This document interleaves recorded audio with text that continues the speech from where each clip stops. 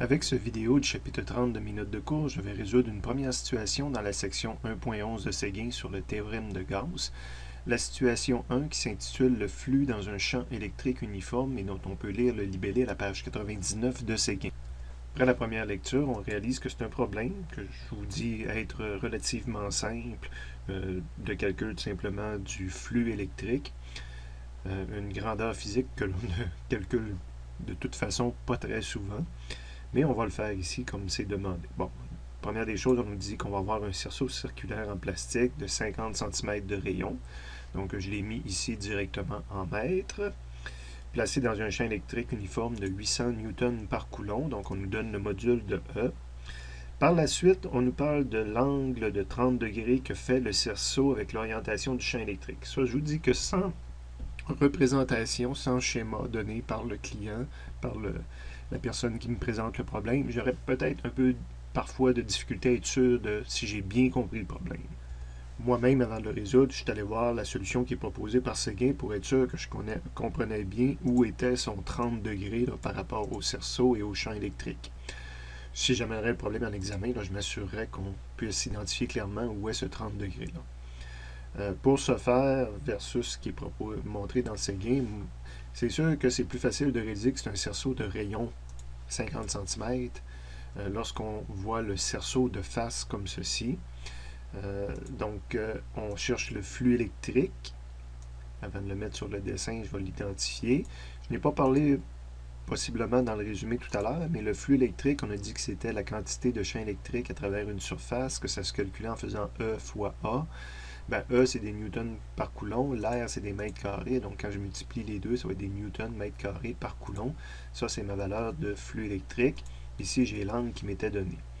Donc, le flux électrique, je vais l'avoir mis sur le dessin comme ça pour montrer justement que c'est la quantité de champ électrique là, qui va passer à travers ce cerceau-là. Pour montrer, après avoir consulté Séguin, pour avoir vu où était le E, pour le montrer, j'ai tourné le cerceau de côté. Okay? Là, je le vois de face. Je suis allé mettre l'œil de l'observateur sur le côté ici, puis je regardais le cerceau. Fait que pour moi, le cerceau a l'air maintenant juste d'une ligne comme ça. Et le champ E, selon ce qui était montré dans Séguin, est un vecteur là, illustré comme ceci. C'est un champ électrique là, qui ne rentre pas de façon perpendiculaire à l'air du cerceau. L'angle qui était donné, l'angle de 30 degrés là, est dans le coin ici. Présentement, les quatre grandeurs physiques que j'ai ici sont illustrées sur mon schéma. Donc, pour l'instant, je passerai déjà à me demander quel va être le concept de base de physique qui va me permettre de répondre à mon point d'interrogation, de calculer le flux électrique. Je vais donc chercher dans le résumé du chapitre 30. Si on oublie les définitions du début, c'est quand même la première formule que je rencontre, de dire la façon simplifiée de calculer un champ électrique, un flux électrique à partir du champ électrique, lorsque ce champ électrique-là est uniforme, est clair et simple, le flux va se calculer en faisant la composante perpendiculaire à l'air fois l'air. Je ramène cette formule-là dans ma solution, ma démarche. Donc ici, on a notre flux électrique. Je vais l'appliquer. Le flux électrique, c'est mon point d'interrogation, c'est ce que je cherche. Le E perpendiculaire, c'est la composante qui va faire face au cerceau. Donc, c'est la composante qui va être en bas ici. Si je définis mon axe des X comme étant justement perpendiculaire lui aussi à l'air, la composante perpendiculaire, ça va se trouver avec la composante sur l'axe des X, justement.